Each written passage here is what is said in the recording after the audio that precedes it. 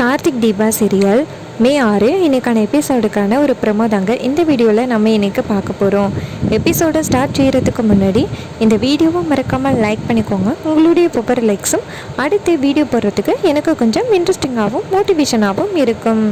Episode எப்படி start ஆகுதுன்னா, நம்ம கார்த்தி நேராக அந்த ரம்யாவோட கம்பெனிக்கு கிளம்புறாரு.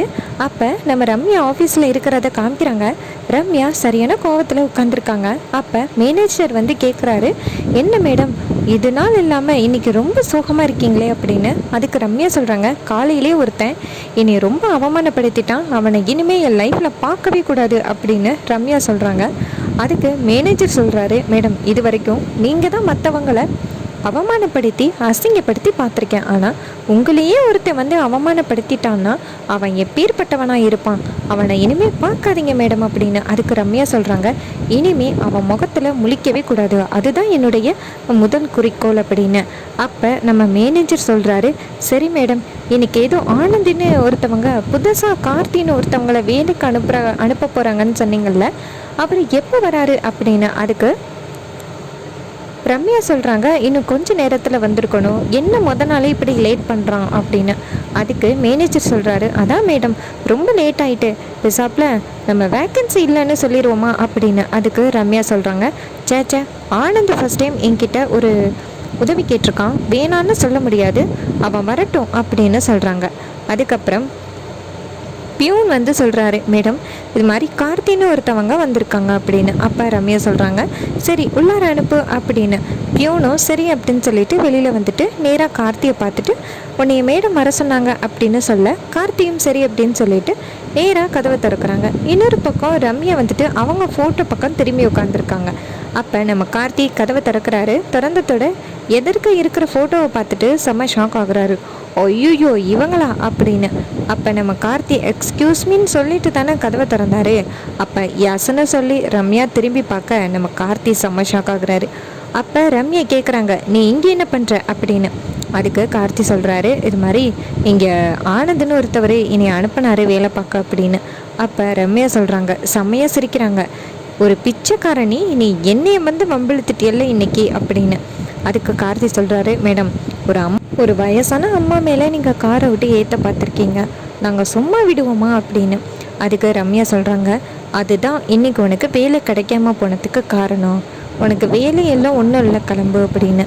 அப்போ நம்ம கார்த்திக் கெஞ்சுறாரு, மேடம் வேலை இல்லைன்னு மட்டும் சொல்லிடாதீங்க, ஆனந்த் என்னை சும்மா விட மாட்டார், தயவு செஞ்சு எனக்கு வேலை கொடுங்க மேடம் அப்படின்னு சொல்ல.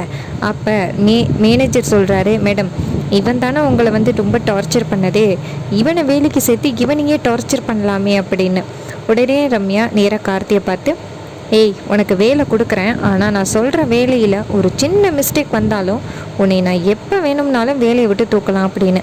இதை கேட்டுட்டு கார்த்தி சொல்கிறாரு, மேடம் நீங்கள் என்னை எப்படி வேலையை விட்டு தூக்கினாலும் எனக்கு எந்த பிரச்சனையும் இல்லை, நீங்கள் வந்துட்டு என்னை வேலைக்கு சேர்த்துக்கிட்டால் போதும் அப்படின்னு சொல்ல, ரம்யாவும் சரி அப்படின்னு சொல்லிட்டு கார்த்தியை வேலைக்கு சேர்த்துக்கிறாங்க. அதுக்கப்புறம் கார்த்திக்கு ஒரு வேலையை கொடுத்ததோட கார்த்தி அந்த ஆஃபீஸை விட்டு வெளியில் வராரு. இன்னொரு பக்கம் அந்த ரம்யா நேராக ஆனந்துக்கு கால் பண்ணுறாங்க. அப்போ ஆனந்த் கேட்குறாரு, என்ன ரம்யா கார்த்தி வந்துட்டானா அப்படின்னு.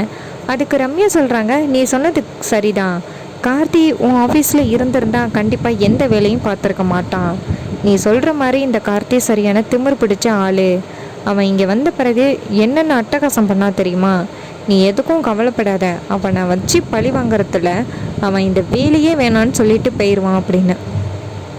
இதை கேட்டுட்டு ஆனந்த் சொல்கிறாரு, நான் சொன்னேன் அப்படிங்கிறதுக்காக நீ அவனை வேலையை விட்டு அனுப்ப வேணாம், அவன் ஏதாவது மிஸ்டேக் பண்ணால் மட்டும் வேலையை விட்டு தூக்கு அப்படின்னு.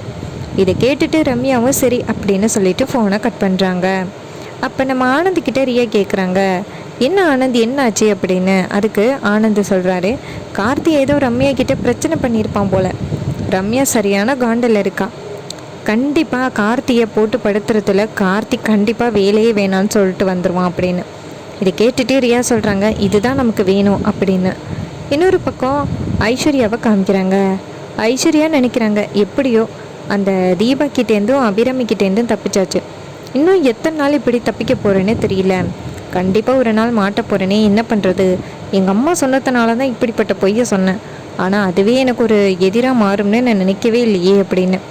இன்னொரு பக்கம் நம்ம கார்த்தியை காமிக்கிறாங்க. கார்த்தி ஒர்க் முடிச்சுட்டு நேராக வீட்டுக்கு கிளம்புறாரு.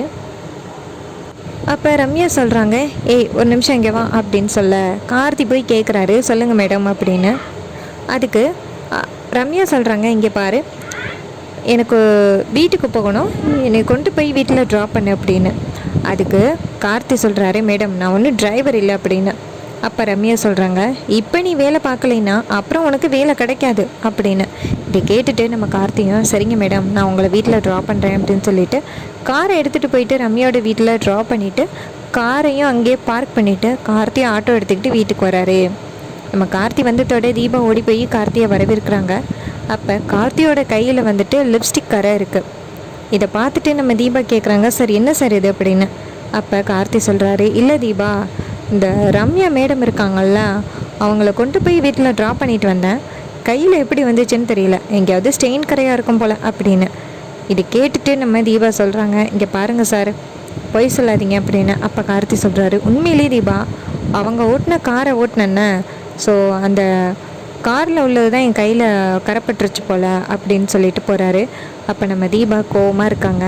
அப்போ நம்ம மீனாட்சி வந்து கேட்குறாங்க, என்ன தீபா ரொம்ப கோவமாக இருக்க அப்படின்னு. அதுக்கு தீபா சொல்கிறாங்க, கார்த்திக் சாரோட கையில் லிப்ஸ்டிக் கரை இருக்குது அப்படின்னு. அதுக்கு மீனாட்சி சிரிக்கிறாங்க, என்ன தீபா இதெல்லாம் ஒரு பெரிய விஷயமா சந்தேகப்படுற அப்படின்னு. அதுக்கு மீனாட்சி சொல்கிறாங்க, சொல்கிறத கேட்டுட்டு தீபா சொல்கிறாங்க, இல்லைக்கா ஒருவேளை இவரும் ஆனந்த மாதிரி இருந்தா அப்படின்னு. அப்போ நம்ம மீனாட்சி சொல்கிறாங்க, கவலைப்படாத தீபா, கார்த்திக் கண்டிப்பாக அந்த மாதிரி ஆள் கிடையாது அப்படின்னு சொல்லிட்டு போகிறாங்க. நம்ம தீடா நேராக மாடிக்கு போகிறாங்க. அப்போ நம்ம கார்த்தி நேராக தீபாவை பார்த்து, ரம்யா இந்த மாதிரி ஃபைல்ஸ் எல்லாம் கரெக்டாக எடுத்து வச்சிருக்கியா அப்படின்னு கேட்க நம்ம தீபா ஷாக் ஆகி கோவத்தில் திரும்பி பார்க்குறாங்க. அப்போ கார்த்தி டக்குன்னு நாக்கை கடிச்சிக்கிட்டு, இல்லை நான் வந்துட்டு தீபான்னு கூப்பிட்டேன் அப்படின்னு. அப்போ தீபா சொல்கிறாங்க, நீங்கள் ரம்யான்னு கூப்பிட்டது காதில் ஒழிஞ்சிச்சு அப்படின்னு சொல்லிட்டு தீபா போயிட்டு நேராக பெட்டில் படுக்கிறாங்க கோவமாக. அப்போ நம்ம கார்த்தி கேட்குறாரு, என்னாச்சு தீபா, ஏன் இப்படி கோவப்படுறீங்க அப்படின்னு. அப்போ தீபா சொல்கிறாங்க, நீங்கள் ரம்யான்னு கூப்பிட்டதை நான் நல்லா காதில் வாங்கினேன், நீங்கள் தேவையில்லாமல் என்கிட்ட பொய் சொல்ல பார்க்குறீங்க, உங்களுக்கு வந்து உங்கள் மேடத்தை தான் ரொம்ப பிடிச்சிருக்கு போல் அப்படின்னு.